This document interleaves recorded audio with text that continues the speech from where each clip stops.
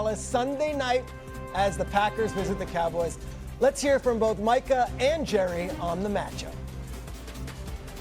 You know, it's gonna be painful. You know what I mean? Dak's my guy. You know, he was always like a good mentor for me.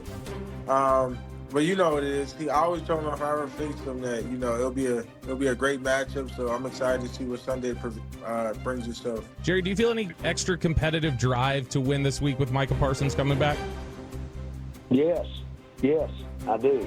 I've said this time and time again. I think the world of Micah as an individual, and of course know him well. But and I might say I wish him well, except it's obvious I don't this weekend in terms of Green Bay winning the ball game. All right, Doggy, is Micah Parsons' return to Dallas important? No, can we put a little cold water on this, please? A couple things. First off, it's the fourth game of the season.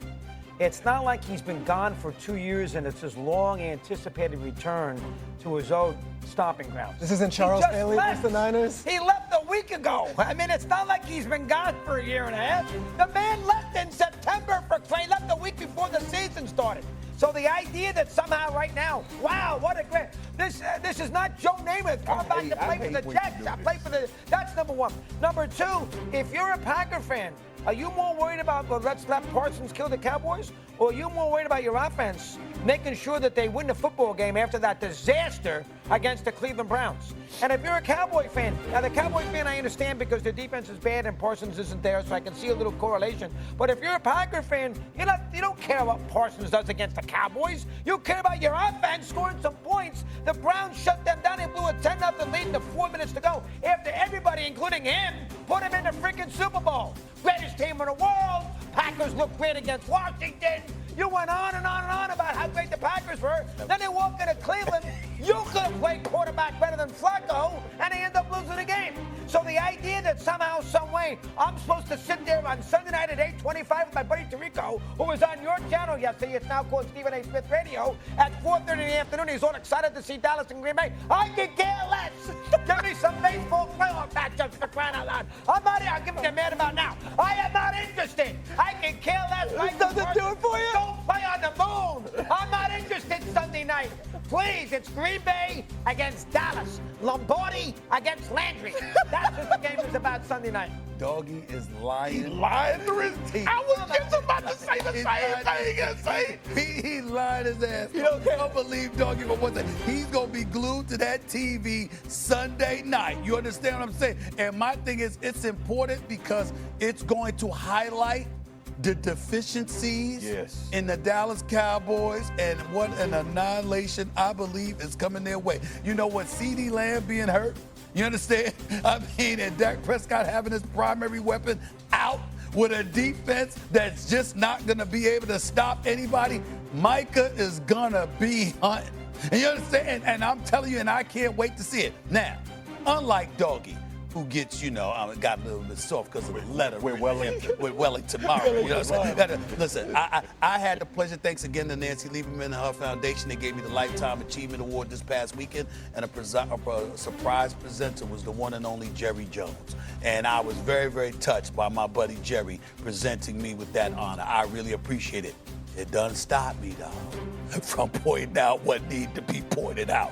And that is an annihilation is coming. I'm expecting an ass kicking to show up Sunday. I'm expecting Micah Parsons to roll up in there. And matter of fact, when you remember when he got his first sack of the season against Jared Goff?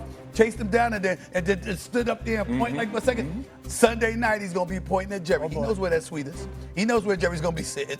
And he's going to be right there. He's going to be pointing at him a lot. Sunday night, he's coming.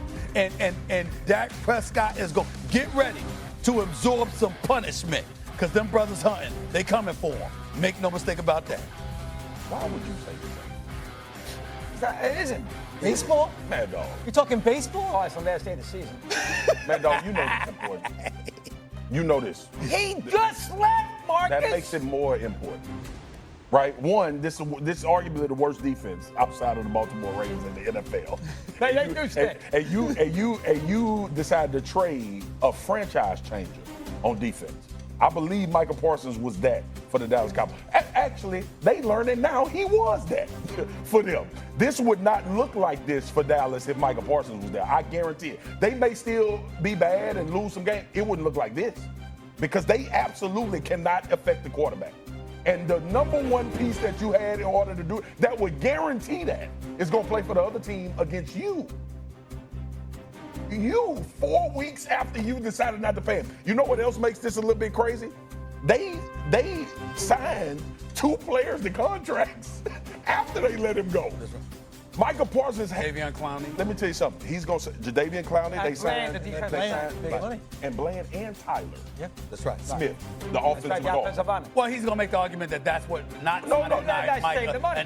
But I don't want to hear that, Stephen A. Because none of that is helping them right now. Right. None of it. In the right now, none of it is helping them, and none of those guys were going anywhere. Well, Bland's not the problem. It's more Trayvon. Well, yeah, you got Kyrie, and they're struggling. Right. Here's my point, though. Let me get to my point. Because when you 4 weeks ago had this saga about your best defensive player, Jerry Jones himself, your presenter himself, my buddy, said, What a joke he said. You remember what he said, Mad Dog? I'm like you now. I'm right. You remember what he said? We had to get people on this defense to stop the run. Are they doing it, Mad Dog? Nope. No. Okay. Micah Parsons' biggest contribution to this team was what? Pass rush. Getting to the quarterback. What do you think they had in sacks on the year? What do you think 29th. they ranked? The last 29th. that they got a sack. Almost last in the NFL. 4 sacks in 3 games. Can I ask you a question? Yeah, what's up? When Green Bay went to Dallas in the playoff game 2 years ago, who was on what team? Michael was with Dallas. And how many points did Green Bay score? A lot of them. 48. Did Parsons have any impact in the game? No impact. No one on defense. They started off with Aaron Jones running the football all over them. That's how it started. Mad Dog, That's how it started. Zero to do with what we're talking about right now. What we're talking about right now is you trading away a guy that is arguably a generational defensive player in the league, in today's NFL. And he's coming home to play against you, where all the things you gambled with letting him walk out of the building are not happening. Mad Dog, what did Micah Parsons have 3.5 sacks? What you think the conversation gonna be? He's got to do that first. Because we're not talking about Dallas going to the playoffs. Like, those conversations have sailed. That ship has sailed based on what we watch. There are going to be 60,000 plus fans in that stadium watching Micah Parsons destroy the Cowboys, and you say it ain't important? I got to see that first. Well, one question for you, though. Well, that means you'll be watching. You'll be watching. Entertainment purposes. Maybe. Entertainment. I want to read about Stephen the A. Titanic. Stephen A. The Peter, I don't know. Let me tell you something. Y'all didn't catch this. All right.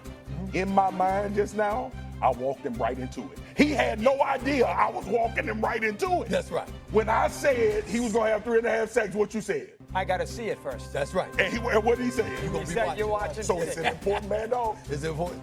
Yeah. I just won the case. I just won the case. I just won the case. Way to go, bro. 90. Way to go, big boy. 90,000. You know it. Right. Also, You know You'll it. be watching that. you don't think there's entertainment value of the camera panning to Jerry wincing Come every on, time man. Micah does a sack? You don't Man, think dog, there's you any know value better in than that? that. Jerry might be hiding that day with the suite. I don't think Jerry's Jerry's not ever gonna hide. hiding. Jerry will never hide. You know that, man, dog. Never hide from the camera. Boy, I'm going to root like hell for Dallas this week. You want to be right later.